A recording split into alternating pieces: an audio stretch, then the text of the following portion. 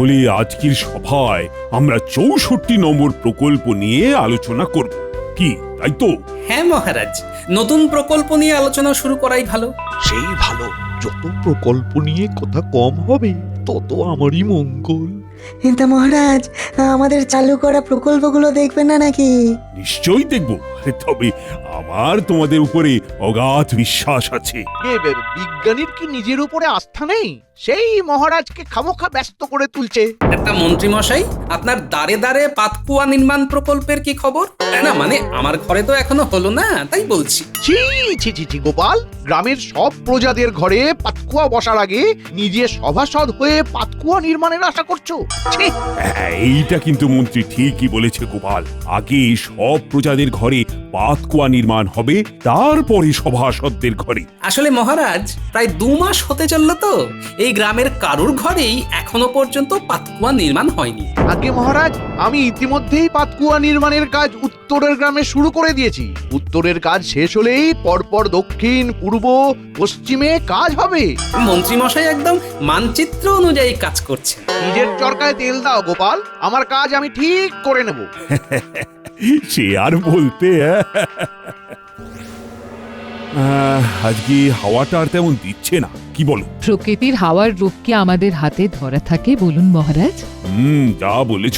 তবে আমার রাজ্যের হাওয়া একদম বিষম গতিতে বইছে। তার মানে সভাসদেরা খুব ভালো কাজ করেছে, তাই তো? একদম কোনো সন্দেহই নেই। মহারাজ, মহারাজ, একবার শিগগিরই দুয়ারের সামনে চলুন। উত্তরের কিছু গ্রামবাসী এসে মহা হট্টগোল পাকাচ্ছে। সে কি, এখন আবার কিসের গন্ডগোল? দেখুন গিয়ে আবার কি হলো। উত্তরের দিকটা তো মন্ত্রী সামলাচ্ছিল। যাই গিয়ে দেখি। কি ব্যাপার, তোমরা এমন হট্টগোল পাকাচ্ছ কেন? মন্ত্রীমশাই প্রায় ২ মাস আগে আমাদের প্রত্যেকের বাড়িতে পাতকুয়া নির্মাণের প্রতিশ্রুতি দিয়েও এখনো কিছুই করেননি। আমরা আর এভাবে জল বয়ে বয়ে গৃহস্থলীর কাজকর্ম করতে পারছি না। কিন্তু আমার কাছে তো খবর আছে, ইতিমধ্যেই উত্তরের গ্রামে পাতকুয়ার কাজ শুরু হয়ে গেছে। ভুল খবর, ভুল খবর, ভুল খবর। কারোর বাড়িতেই এখনো পাতকুয়োর কাজ শুরু হয়নি। আপনার রাজ্যের মন্ত্রী একজন বাজে লোক, আমরা তার পদত্যাগ চাই। চাই চাই চাই চাই। তোমরা দয়া করে শান্ত হও। আমাকে আর ৭-১০ দিন সময় দাও, কথা দিচ্ছি কাজ শুরু হয়ে যাবে। মহারাজ, এবারে ভেতরে চলুন। যাচ্ছি। তবে এক্ষুনি একবার গোপালকে খবর দাও তো।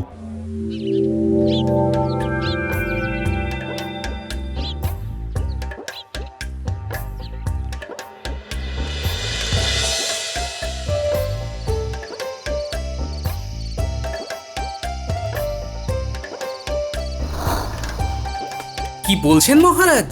মন্ত্রী মশাই সত্যি সত্যি কাজ শুরু করেননি? তবে আর বলছি কি, উফ, উত্তরের গ্রামবাসীদের সে কি হুজ্জতি! আমার তো ভয়ে হাত পা ঠান্ডা হয়ে গেছিল। গোপাল, মন্ত্রী এবারেও আমায় ফাঁকি দিল।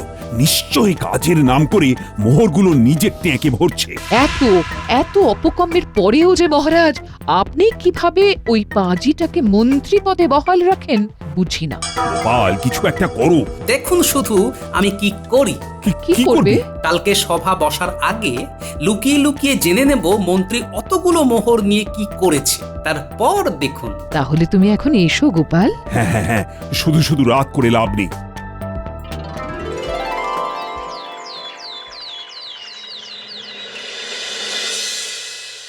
এই রে, খুব দেরি হয়ে গেছে, সবাই এসে গেছে দেখছি। এসো মন্ত্রী, এসো, তোমারই তো অপেক্ষা করছিলাম। আগে জানি মহারাজ, আমায় ছাড়া কি আর সভা জমে? সেই তো, আপনি না থাকলে কি করে আর আপনার কুকর্ম নিয়ে আলোচনা করব বলুন। আগে বসি, তারপর তোমার কথার জবাব দিচ্ছি গোপাল। না মন্ত্রী না, তুমি বসবে না। আগে কেন মহারাজ? কারণ আপনার পদত্যাগের দাবি উঠেছে তাই। মানে এসব কি বলছো তুমি? আপনি মহারাজের সাথে আবার এমন জোচ্চুরি কেন করলেন? জবাব দিন।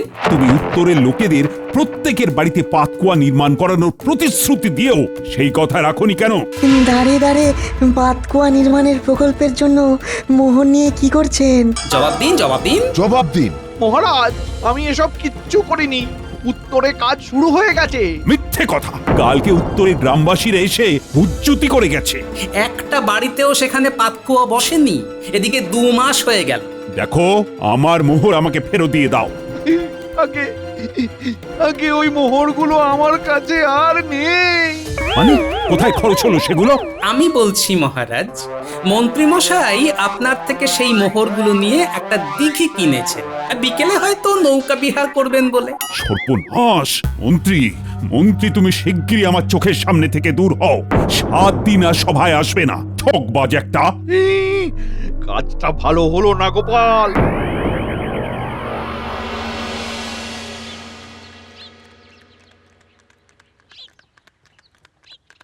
রানীমা, দুটো মোহর দেবেন? একটু পেট ভরে খাবো। এই গাড়ি থামাও, গাড়ি থামাও। ইস, আহারে, কি দুর্দশা তোমার! কোথায় থাকো তুমি? এই নাও 4খানা মোহর। পেট ভরে খেও কিন্তু। আমি একা নই, আমার মতো আরো অনেকে আছে। আমরা গাছের তলায় থাকি, বাড়ি ঘর নেই। এরকম করে বলো না। আরে আমি আছি না, দেখছি কি করা যায়। এই শোনো, তোমরা এরকম কতজন আছো বলো তো? 200 জন। হ্যাঁ। মহারাজ, ওদের জন্য কোনো আশ্রয়স্থল করলে হয় না? যা বলেছো, মানুষগুলো খুব অসহায়।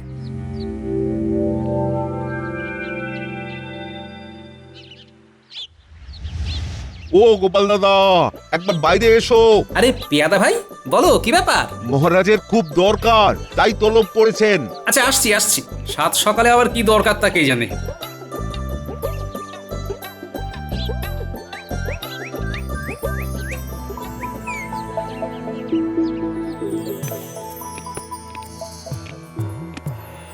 মহারাজ, আসবো? আরে গোপাল, এসো এসো। আগে মহারাজ, আমায় 7 সকালেই ডেকে পাঠালেন যে? গতকাল পথে এক ভিক্ষুককে দেখলাম, বুঝলে? তার যে কি দৈন্য দশা, তার কি বলবো। মহারাজ, ভিক্ষুকদের তো দৈন্য দশাই হয়। না গোপাল, কালকে ওকে দেখে আমার আর তোমার রানীমার মনটা কেঁদে উঠেছে। তাই ভেবেছি ওদের থাকা খাওয়ার বন্দোবস্ত করতে একটা আশ্রয়স্থল বানাবো। বাহ, এ তো অতি উত্তম ভাবনা মহারাজ। কিন্তু এমন ভিক্ষুক শ্রেণীর লোকের সংখ্যা তো অনেকই হবে। ধরুন 400 তো বটেই। তাহলে এদের জন্য কোথায় আশ্রয়স্থল গড়ি বলো তো? দেখুন মহারাজ, আপনার অতিথিশালা তো বিশেষ অতিথিদের জন্য, সুতরাং অন্য কোথাও ব্যবস্থা করতে হবে। হ্যাঁ, মানে অল্প খরচের মধ্যে এদের কোথায় থাকার ব্যবস্থা করব? তুমি একটু মাথা খাটিয়ে বলো না গোপাল।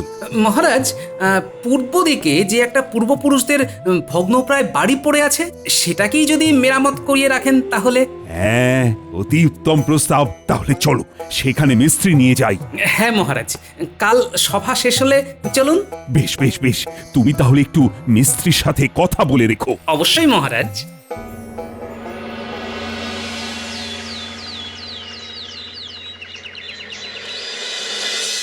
কি হলো মহারাজ, এত গম্ভীর হয়ে গেলেন কেন? এই বাড়ির যে অবস্থা, মিস্ত্রি তো গোটা বাড়ি ভেঙে আবার নতুন করে বাড়ি গড়ার কথা বলল। এছাড়াও বাড়িটার চারিদিকে প্রায় ছোটখাটো একটা জঙ্গল হয়ে গেছে, সেইটাও তো সাফ করাতে হবে। মহারাজ, আপনার আর রানীমার স্বপ্নটাকে বাস্তবায়িত করার জন্য এটুকু তো করতেই হবে। নতুন বাড়ি করতে যা ব্যয় হবে বলল, অত মুহূর্ত নেই। তার উপরে মন্ত্রীও ঠকিয়ে এত মোহর নিয়ে চলে গেল। সবই বুঝতে পারছি মহারাজ। এই প্রথম আমি আর তোমার রানীমা একটা স্বপ্ন একসাথে, তাও আবার জেগে জেগে দিনের বেলায় দেখেছি। সেটাও যদি না পূরণ করতে পারি। মহারাজ, আমার মাথায় একটা বুদ্ধি এসেছে। এতে আপনার সাপও মরবে, লাঠিও ভাঙবে না। তাই? বলো বলো শুনি।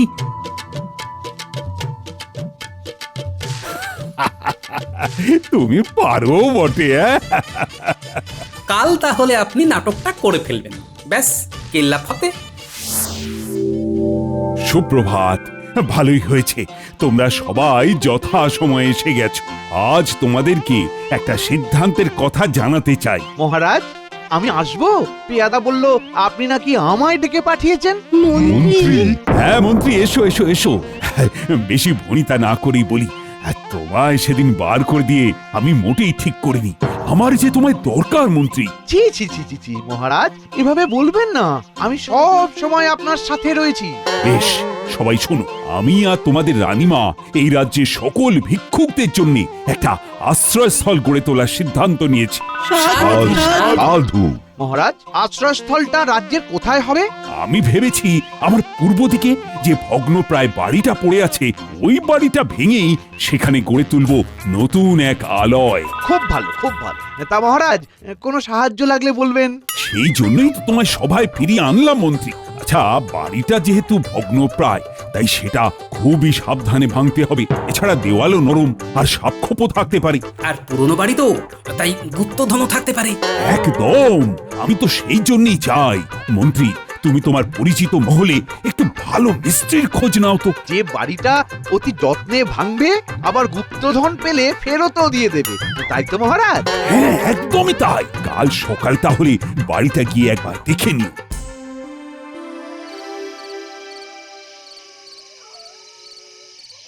আসবো মহারাজ। এসো এসো, বলছি তোমার কথা মতো মন্ত্রীর সাথে বিগলিত হয়ে কথা বলে মিস্ত্রি খোঁজার ভারও তো দিলাম। এবারে কি করব? মন্ত্রী যখন টোপটা গিলেইছে, তাহলে এবারে আমরা বেশ কিছু সোনা আর মোহর নিয়ে আপনার পুরনো বাড়িতে যাব। সে কি, কেন? মহারাজ, আমরা ইচ্ছে করে ওই বাড়িতে গিয়ে কয়েকটা মোহর আর সোনা রেখে আসলে মন্ত্রী যে করেই হোক এসবের লোভে বাড়িটা আপনার ভেঙে দেবেই। হয়তো বিনা পারিশ্রমিকে, বলা যায় না। দেখলাম নিজেই হয়তো হাতুড়ি ছেনি নিয়ে নেমে গেল। আপনি শুধু মজা দেখুন।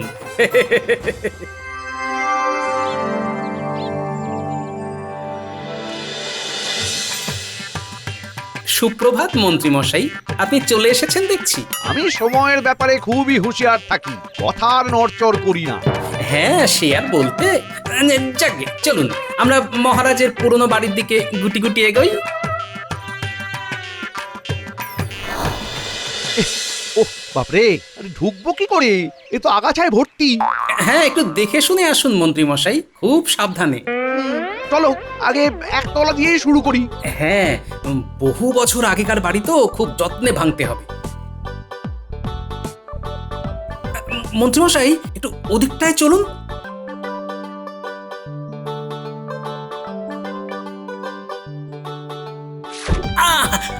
মাগো, মন্ত্রী মশাই, পড়ে গেছি, তুলুন। এ বাবা, ইস, তোমার এই ধ্বংস গতর তোলা কি আর চারটিখানি ব্যাপার? একটু তুলুন। নাও, হ্যাঁ, ওঠো। ধন্যবাদ।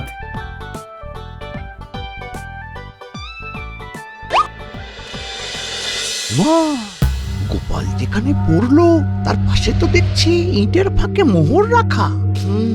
বাকিসও দেখেনি, যাই তুলেনি। আসুন মন্ত্রী মশাই, উপরে। ওরে বাবা, পায়ে কি ব্যথা! গোপালকে আর নেব না বাবা, যদিও মোহরের খোঁজ পেয়ে যায় আমি একাই দেখি। ও মন্ত্রী মশাই, আমার না পায়ে খুব ব্যথা করছে। গোপাল, তোমার আর এই ব্যথা পায়ে আমার সাথে উপরে যেতে হবে না। তুমি তুমি এখানেই থাকো, আমি দেখে নিচ্ছি। ঠিক আছে, ভালো করে দেওয়ালে হাত দিয়ে দেখে নেবেন। হ্যাঁ, দেওয়ালটা কতটা নরম আছে। সে আর বলতে, সব জায়গায় ভালো করে দেখে আর ঘুরে আসছি। ইটের ফাঁকে মোহরটা নেই, তার মানে লোভের ফাঁদে পা গলিয়ে দিয়েছে। মোট 6খানা মোহর আর 3খানা সোনার দুল পেলাম। এই বাড়ি খুব তাড়াতাড়ি ভাঙতে হবে। এই জুড়ে সোনা মোহর ছড়ানো আছে মনে হচ্ছে।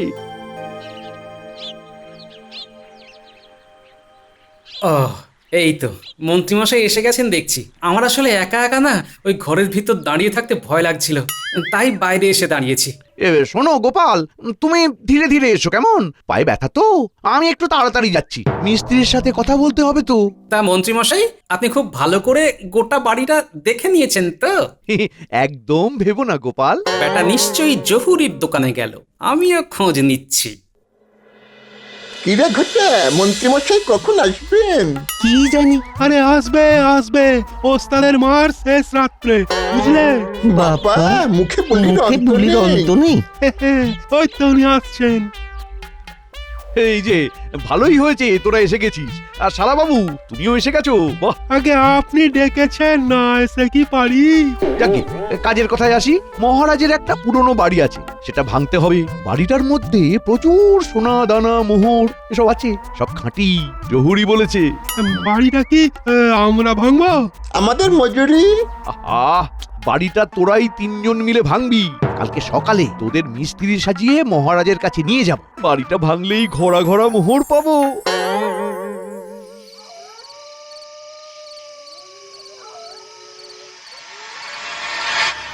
কাল জমবে মজা। দেখি মন্ত্রী কাকে মিস্ত্রি সাজিয়ে নিয়ে আসে। জহুরির মুখে খাঁটি সোনার দুল আর আসল মোহর পেয়েছে শুনে সে আনন্দে কি করছে কে জানে। ও জামাই বাবু, আপনি জেগে আছেন? ভালোই হয়েছে, দেখা হয়ে গেল। কি ব্যাপার, কাঁধে ঝোলা নিয়ে কোথায় চললে? ওই শহরে একখানা ভালো কাজ পেয়েছি, সেইখানেই যাচ্ছি। বাহ, খেটে খাও, দেখবে বদবুদ্ধি আসবে না। আসছি। সুপ্রভাত, সুপ্রভাত। মহারাজ, আমি আমার মিস্ত্রিদের নিয়ে এসেছি। বাহ বাহ বাহ, শিগগিরই ডেকে পাঠাও। আরে এ কি সর্বনাশ! একজন মিস্ত্রি তো দেখছি আমার শালা। মন্ত্রী সবই করিয়েছে, কিন্তু শ্যালকের ছেঁড়া চটিটা আর বদলায়নি। বাকিরা বটা ঘটাই হবে তাহলে। মহারাজ, এই 3 জন আপনার বাড়ি ভাঙবে, আজ থেকেই কাজ শুরু হবে। সে না হয় বুঝলাম, কিন্তু এরা বাড়ি ভাঙতে কত কি পারিশ্রমিক নেবে তা তো বললে না। মহারাজ, বিনা পারিশ্রমিকে ভাঙবে, আপনার কাজ আমার তত্ত্বাবধানে করবে। সে কি এদের কম সৌভাগ্য নাকি? বেশ, এতে আমি আর কি বলবো। সত্যি মন্ত্রী মশাই, আপনার জবাব নেই। এত তৎপর হতে আমি কাউকে দেখিনি। এবারে দেখো তাহলে। এই চল, তোদেরকে কাজটা বুঝিয়ে দিয়ে আসি। মন্ত্রী, তুমি কাজ শুরু করো, আমরা প্রতিদিন গিয়ে দেখে আসবো, কেমন? যাও যাও, এতদিন ধরে লোককে ঠকাতে এবারে নিজে ঠকে দেখো কেমন মজা লাগে। নে নে নে, গায়ে জোর লাগা। মন্ত্রীমশাই, মোহর পেলাম। হ্যাঁ, দে দে দে, আমায় দে, আমায় দে, ট্যাকে রেখে দিই। বাহ বাহ, অনেকখানি তো কাজ এগিয়েছে। চালিয়ে যাও ভাইরা।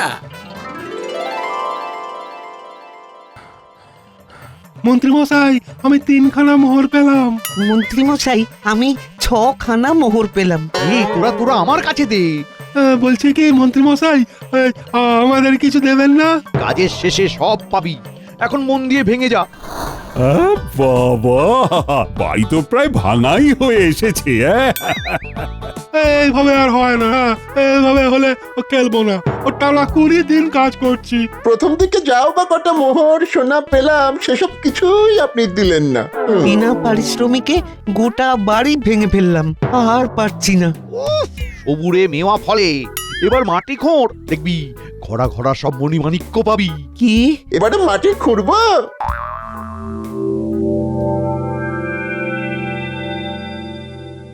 গোপাল, তুমি এ কি করলে?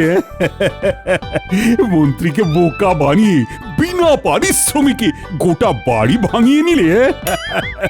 মহারাজ, বেশি লোভ করলে ফল তো পেতেই হয়। শুনলাম কাল আবার নাকি মাটিও খুঁড়বে। ওখানেই তো আসল মজা মহারাজ। কালকে আমি ওরা মাটি খোঁড়বার আগেই দেখুন না কি করি। কিরে গুলটে, মাটি খোঁড়া হলো? হ্যাঁ দাদু। নে নাপলা লেখ। মহারাজকে ঠকিয়ে যেমন তুমি বিনা পরিশ্রমে অনেক মোহর পেলে, তেমন মহারাজও বিনা পারিশ্রমিকেই তোমায় দিয়ে গোটা বাড়িটা ভাঙিয়ে নিল। হ্যাঁ দাদু, হয়ে গেছে। শক্ত হয়ে মাটি করা। মন্ত্রী মশাই, মন্ত্রী মশাই, এ তো একটা কলসি। কি বলেছিলাম না আছে? দাঁড়াও দাঁড়াও, আমি দেখছি, দাঁড়াও। এর ভিতরে তো ভর্তি বালি। ভেতরে তো ছোট কৌটো আছে দেখছি। এই এই এই সবাই সর সর সর, আমায় খুলতে দে, দেখি কি আছে। ওমা, কি? দেখি কি লেখা আছে। মহারাজকে ঠকিয়ে যেমন তুমি বিনা পরিশ্রমে অনেক মোহর পেলে তেমন মহারাজও ওই বিনা পারিশ্রমিকেই তোমায় দিয়ে গোটা বাড়িটা ভাঙিয়ে নিল।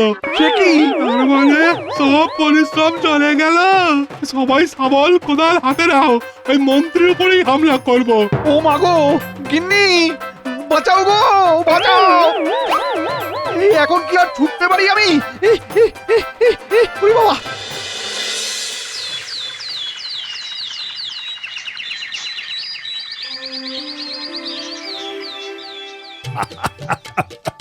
গোপাল, তুমি করেছো কি? কলসির ভেতরে আবার কৌটো, আবার তার ভেতরে চিরকুট। বুঝুক খেলা। মহারাজ, মহারাজ, আমাদেরকে বাঁচান। মন্ত্রী আমাদেরকে বিনা পারিশ্রমিকে আপনার ওই অত বড় বাড়িটা ভাঙালো। এ কি, তোমরা কি করে বাড়ি ভাঙলো? বাড়ি তো ভাঙলো শ্রমিকেরা। আমরাই তো শ্রমিক। ছদ্মবেশ নিয়েছিলাম। আমাদের পারিশ্রমিক এক কাজ করো, মন্ত্রী মশাইয়ের বেতন থেকে কেটে নিও, কেমন? আরে আমি কাটিয়ে দেব, তোমরা নিশ্চিন্তে থাকো। মহারাজ, একটা কথা, এবারে আসল শ্রমিক আমি নিয়ে এসেছি, কথা বলে নিন। নতুন আশ্রয়স্থল গড়তে হবে তো। আমার রাজ্যে তোমাদের আর এবার থেকে বাসস্থান বা খাদ্যের জন্য চিন্তা করতে হবে না। এবার থেকে তোমরা সবাই এই নতুন বাড়িতেই থাকবে। ভাইয়েরা, মহারাজ তোমাদের কথা চিন্তা করে এই নতুন বাড়ি গড়ে দিলেন, তাই আমি তোমাদের সকলকে বলবো, তোমরা সবাই মহারাজের পাশে থেকো, কেমন? জয় মহারাজের জয় হোক।